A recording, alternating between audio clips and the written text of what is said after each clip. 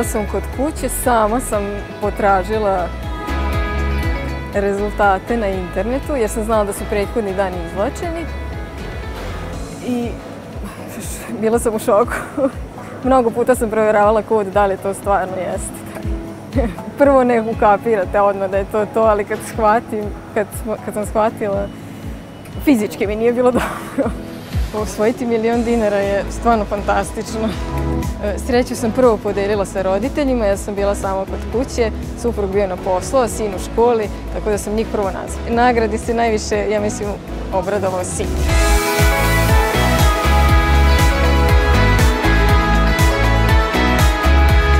Ponosni smo na činjenicu da iz godine u godinu gledamo da učinimo sve da nagradimo naše potrošače. I ova poslednja nagradna igra koju smo organizovali za Novu godinu je upravo to i dokazala. U svim Ideja Rodi Mercator prodavnicama smo nagradili naše potrošače sa 10 miliona dinara.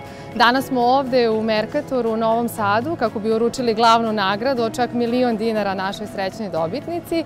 I to nije sve. U narednim danima ćemo podeliti preko 5.000 vaučera i očekuju nas i u Petrovcu na Mlavi, i u Trsteniku, i u Kraljevu, i u Kovinu, i u preko 70 gradova širom Srbije. I naravno ono što bih želela ovom prilikom jeste da se zahvalim svim koji su učestvovali u nagradnoj igri i naravno da čestitam srećnim dobitnicima i da najavim da kao i uvek do sada pripremamo nešto novo za sve naše kupce.